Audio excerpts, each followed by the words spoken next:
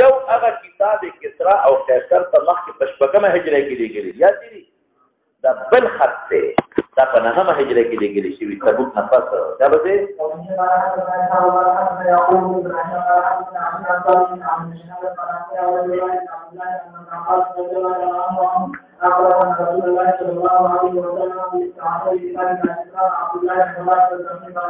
او دا په نهمه هجره کې ویلو فحسبت ان ابن المسيب قال دعا عليهم رسول الله ان يمزقوا كل ممزق شابه کې دي هلاک په انتهایی هلاکت تبلیغ دې ته چې دا کاغذ خوش دی شابه دې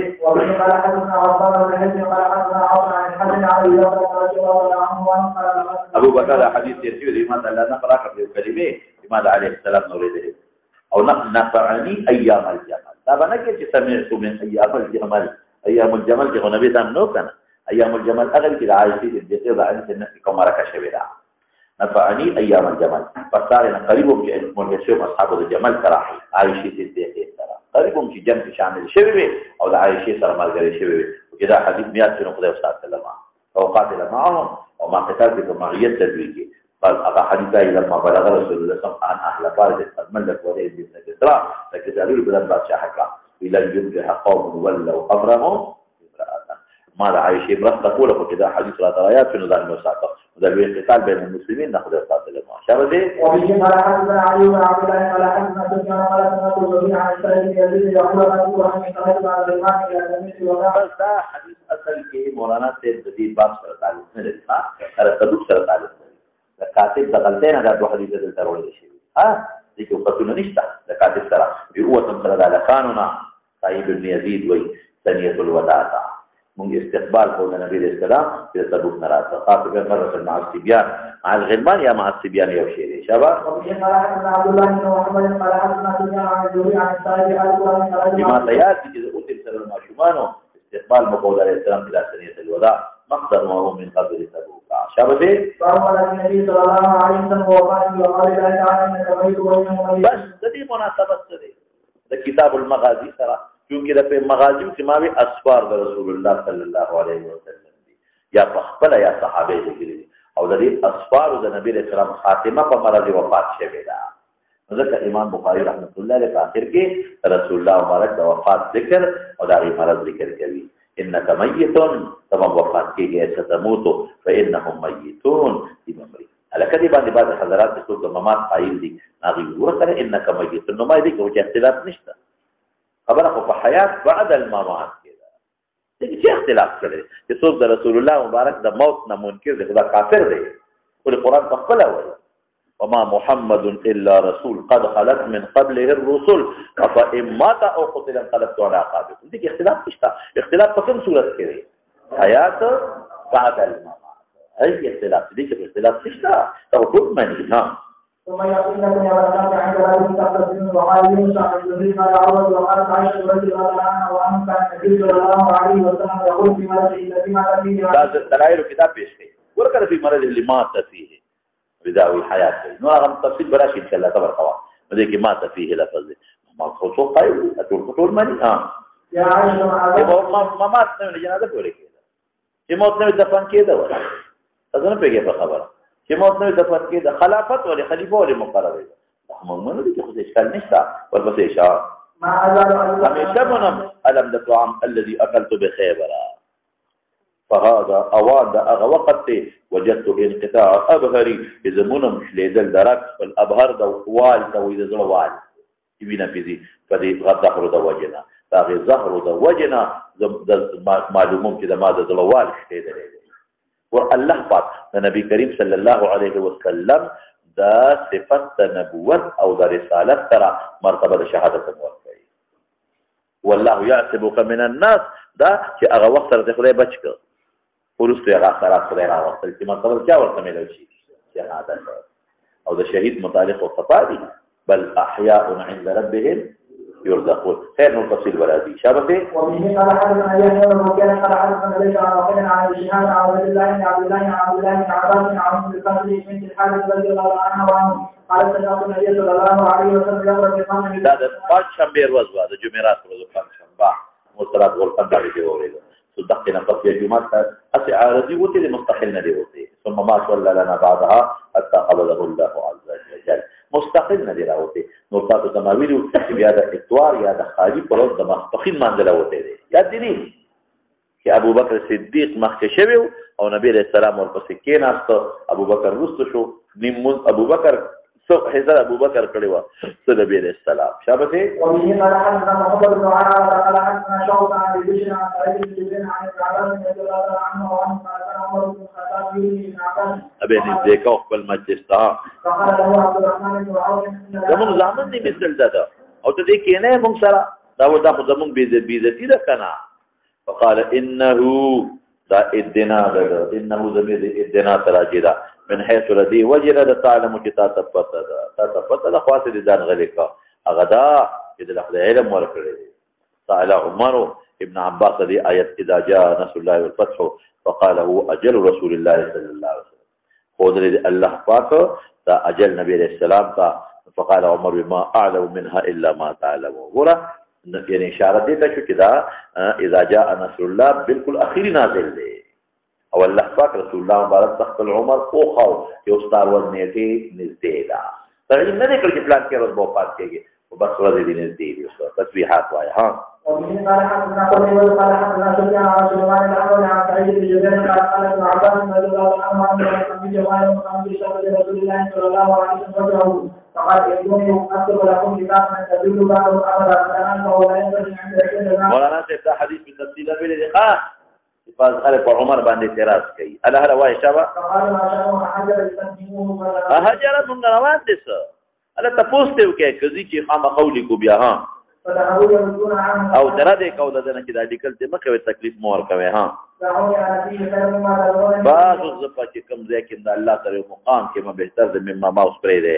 واوصاهم بثلاث دا په دغه روز نه بیا راوته چې مسبخین منزله اخرج المشرکین من جزيره العرب اجيزوا جائزه ورکوي وفضل بنحو ما كنت اجيزهم لكن انت ما لو بدون راش ولا شيء وركم دخلت تاسو ورکوي دریم نه چک شو او قال فنسيتها زمانه يرشوي دي شابه هغه دریم دا دقه چې زوی ما بلا تجعلوا قبري وثنا يعبد زمانه قبرون عبادت په زمانه پسونه کې ها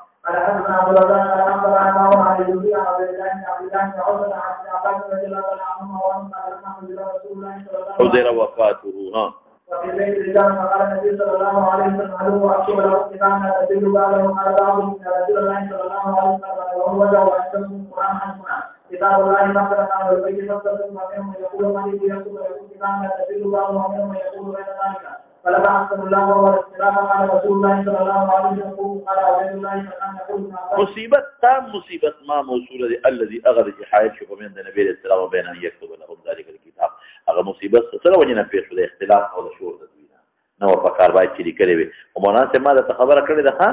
هغه نه پس رسول الله مبارک سورہ جمع دی دا د پنځ شنبه یوم الخميس نو ګوره پنځ شنبه ورځ دا لومبه سات کار وختي دی پنځ شنبه جمعه هفته اتوار پاتې دوشنبه پنځر ولې رسول الله مبارک جمع دی نو بیا به که ضروری خبره وا نو بیا به لیکلې وکړه او زه مې دا مخه خبره وي چې بیا د مسبقین پروته د خالیه د اتوار او په منبر باندې کېناست او کوم وصایا وکړه ویډه د علي چې د خلافت لیکل کول نو چې د خالی پر دروته په منبر کېناست نو د علي چې د خلافت اعلان وکړ عليه السلام پر ځان یې نه او چې بغوسه چې ابو بکر با بیا په رکبته خبره خو یاد نه تفصیلا ویل او یادا چې ابو بکر صدیق ځان په خلیفہ کو نو علي به خلیفہ کړو کنه او اعلان به کړو چې خلیفہ ځان په علي ته ما ځان په خلیفہ کو او کله سبا وفات کړ دی به ما په خلیفہ امام دیغه زمخ کې د مولانا وبه قال حدثنا يزيد بن صفوان الجليل الأنبي قال حدثنا إبراهيم بن سعد عن أبيه عن عائشة رضي الله عنها قالت عن النبي صلى الله عليه وسلم فاطمة بنت شتاه بصار رها بشيء سپټي خبري وته په وخت ویجل سمراها بصار رها بشيء مذکر سوالو کړه عن ذلك دي دغه ولې د وفات نه پس وته ویلي او اسنا وقال صارني النبي صلى الله عليه وسلم خبره ده انه يقبض في وجهه الذي توفي فيه فبكيت ثم صارني فاخبرني اني اذا اول ده اهل النبي عليه السلام يتبعه فذهب هذه كرادي چې زه په اول وفات کېږم او بل ذکر راځي چې سیدة نساء الجنه دواره وته ویلي خوشاله شوما اذا ضرب خلاف پسې ورسېږم او سردار جنت بشم. وبه قال حدثني محمد بن بشار قال حدثنا غندر قال حدثنا شعبة عن سعد عن عروة عن عائشة رضي الله تعالى عنها وعنهم قالت كنت اسمع ما بدا خبر اورد لك انه لا يموت النبي عليه السلام انه لا يموت نبي حتى يخير بين الدنيا والاخره. نیټه پورا اخفلا خدا خيار ورکړي یو اکرام شو. سمعت النبي صلى الله عليه وسلم يقول في مرضه الذي مات فيه واخذته بحة تخيف راغه ده وقت تخيف راغه او مع الذين انعم الله عليهم من النبيين والصديقين والشهداء والصالحين وحسن اولئك رفيقا. دې وی نو په ځان ته نو خيرا پس ما تا حدیث یاد کړ خيار ورته ملو شو موږ یې غوړ نه کړو او الله ورسول او موږ یې غوړ نه کړو الله غوړ کړ. وبه قال حدثنا مسلم قال حدثنا شعبة عن سعد عن عائشة رضي الله تعالى عنها وعنهم قالت لما مرض النبي صلى الله عليه وسلم المرض الذي مات فيه جعل يقول في الرفيق الاعلى في الرفيق الاعلى. هغه آیات مویل دی او دې ویل هغه مخکې ویل رستوي في الرفيق الاعلى في الرفيق الاعلى دا الفاظ یا الرفيق الاعلى دواړه ویل شي. دا في په معنا د چا کما دا الى بكم اذهبوا الى الرفيق الاعلى قال دراغي يا في مجلس رفيق اختاروا يا الذهاب في مجلس الرفيق الاعلى والبسيش مولانا الله مراد جي يقول انه لم يقبل نبي قط حتى يرى بتاخذ لكيږي ما قدد من الجنه ثم يحيى بها وتهر كلي لكيږي يا ثم يخير شتر من الخيار وتملوشي. فلما اشتكى وحضره القبض وراس ولا فخذ عائشه بل ذي سینه راځي نو چې زمانه تکلیف کې کس کله سر یو قولی کړه بل قولی وشيار بهوشي برالا. فلما فاق جبوش كراغ شخص بصوره نحو سقف البيت ثم قال اللهم في الرفيق الاعلى اللهم في الرفيق الاعلى. اغايته وبيدوي وشبه اختار الرفيق الاعلى في زايدك يا اختار الموت لاجل الرفيق الاعلى في اجل امرأة تيجي كنا دخلت الهرة ان نهرت المرأة النار في هرة نو الله اختار الموت لاجل الرفيق الاعلى يا في مجلس الرفيق الاعلى. فقلت اذا لا يجاورنا من سرقورنكي فيكم انه حديثه الذي كان يحدث وهو صحيح جاهلي اختيار والدي. وبه قال حدثنا محمد قال حدثنا عفان عن صخر بن جويرية عن عبد الرحمن بن القاسم عن أبيه عن عائشة رضي الله تعالى عنها وعنه داخل عبد الرحمن بن أبي بكر عن النبي عليه السلام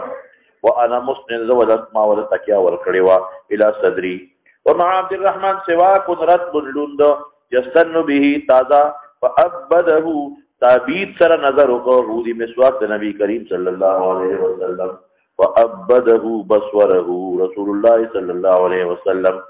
فاخذت السواك تپوس میں ته قبل ذکر راضی خان مسواک کا شوق کی بھی سر مبارک وڑاو. فاخذت السواك فقدمت بخلوك من نرم کو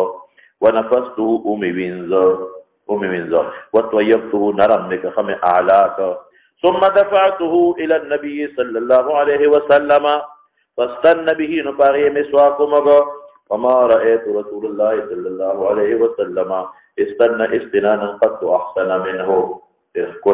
فما عدا تجاوزه لك الذي عملنا ان فرغا بس فارغ رسول الله صلى الله عليه وسلم رفع يده او اصبعه ثم قال في الرفيق الاعلى ثلاثا ثم خزا. وتعارض آيات ترنيك تاغير موجودة وكانت تقول ما تبين حاقنتي وزاقنتي حاقن دستيني سر طويلكي وزاقن زقن طويل. وبه قال حدثنا حبان قال اخبرنا عبد الله قال اخبرنا يونس عن ابن شهاب قال أخبرني عروة أن عائشة رضي الله تعالى عنها وأخبرته رسول الله صلى الله عليه وسلم قال إذا اشتكى بطلب بما فنفق على نفسه بالمعوذات. سورة إخلاص قل يا أيها الكافرون بكبار العلماء داخل التغليبات ومسعى عنه عليه بيده الشريفة. فلما اشتكى وجعه الذي توفي فيه نتفقت أنقص على نفسه دب ما چو بمعوذات دمر خيار ببدات الله قالوا عمر لل دب ما چو الذي كان ينبس وامسح ما بويت لما دلات رسول الله مبارك الله مبارك مثلا مما قول فلاس النبي صلى الله عليه وسلم عليه دم بما إلى رب لا تنفقه أبو فراقه. وبه قال حدثنا معل بن أسد قال حدثنا عبد العزيز بن المختار قال حدثنا هشام بن عروة عن عباد بن عبد الله بن الزبير أن عائشة رضي الله تعالى عنها وعنهم أخبرته أنها سمعت النبي صلى الله عليه وسلم وأصغت إليه قبل أن يموت وأصغت إليه دي أوريد لي عليه السلام نوغن والتمايز في السور ومسند إلي زهره يقول اللهم اغفر لي وارحمني وألحقني بالرفيق الأعلى. وبه قال حدثنا سعد بن محمد قال حدثنا أبو عوانة عن هلال الوزان عن عروة بن الزبير عن عائشة رضي الله تعالى عنها وعنه قال النبي صلى الله عليه وسلم في مرضه الذي لم يقم منه لعن الله اليهود اتخذوا قبور أنبيائهم مساجد. قالت عائشة لولا ذلك لا يرى نبي خلق مسجد ورتشوروكي لأبرز قبره يركي أن يتخذ مسجدا.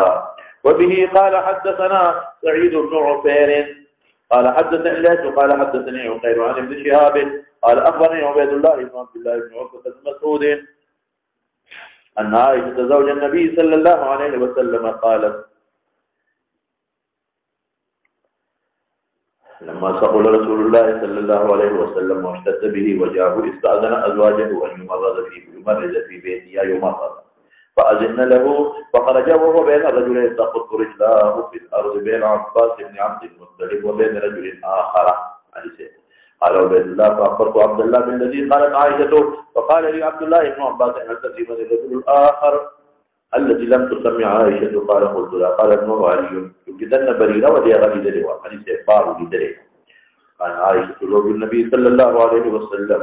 تحدث أن رسول الله صلى الله عليه وسلم لما دخل بيتي واشتد به وجعه قال أريق ولي من 7 جرب لم تحلل أوكيتهن وجبويدها لعلي أعهد إلى الناس فأجلسنا ممكن فيغدلوا في حبسيك يبيد النبي عليه السلام ثم سفرنا نتوب عليه من تلك الخير حتى فيشير إلينا بيده أن قد فعلتن جبات ورما قال ثم خرج إلى الناس فصلى لهم وخطبهم. وأخبرني عبيد الله بن عبد الله بن عتبة أن عائشة وعبد الله بن عباس قال لما نزل رسول الله صلى الله عليه وسلم نزل نازل شو نزل برسول الله كذا هذا الرواية اشتاع موت آثار مطفقة يطلق خميسة على وجهه يقبله خدمة بيته فإذا قام جاء بطل شو خمسين وشو كشف عن وجهه فقال وهو كذلك يقول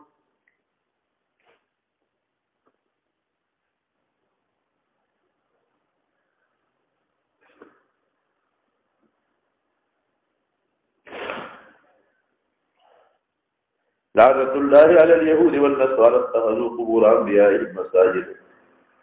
حذر الأمة ما صنعوا. أخبر الزهري ويخبرني عبيد الله أن عائشة قالت لقد راجعت رسول الله في ذلك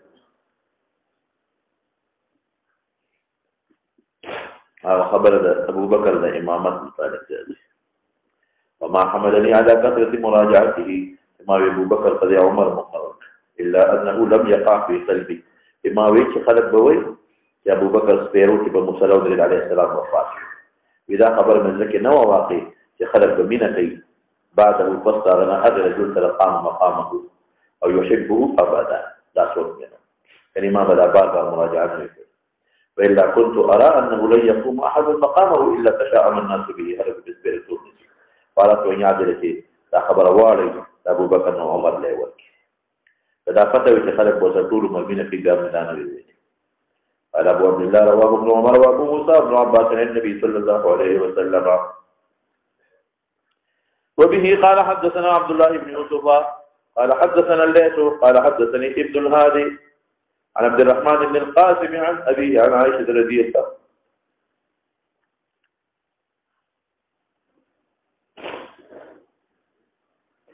قالت ما تطلق فإنه لبين حاقدتي ولا أكره شدة الموت أي شدة مرض الموت لأحد أبدا بعد النبي صلى الله عليه وسلم.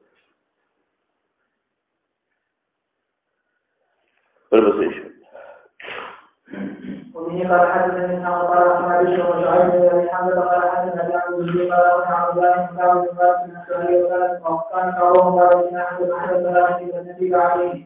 عن عبد الله بن عباس رضي الله عنه وعن عمرو بن عبد الله خرج من عند النبي صلى الله عليه وسلم من عند رسول الله صلى الله عليه وسلم في وجهه الذي توفي فيه لا تشبه. فقال الناس يا أبا حفص كيف أصبح رسول الله صلى الله عليه وسلم؟ فقال أصبح بحمد الله طارئ. فأخذه بيده عباس بن عبد المطلب فقال له أنت والله بعد 3 عبد العصا لا أدوش من مكان خبر فإني والله لا أرى لأظن رسول سوف يتوفى من وجهه الذي هذا إني لا أعرف وجوه بني عبد المطلب عند الموت. ماذا الأخبار خاندان لما يقولوا مخنا ماذا اذهب بنا إلى رسول الله صلى الله عليه وسلم فنسلمه تفوتك في من هذا الأمر خلاصا إن كان فيها علمنا ذلك وإن كان في غيرنا علمنا فأوصى منا منك بوصيتك وليوصي بنا. فقال علي إنا والله لئن سألناها كمكتوب فغلطت أو من منك لا يوفينها الناس بعدك صوب بيرانك وإني والله لا أسألها رسول الله صلى الله عليه وسلم. الغسيشة وبه قال حدثنا سعيد بن وسائل قال حدثني زيد قال حدثني وغير عن الشهاب قال حدثني حسن قال ان المسلمين لا يعصي ذلك فجر يوم الاثنين لا تقدر دوشه في رزق لا قام رزق أبو بكر رسول الله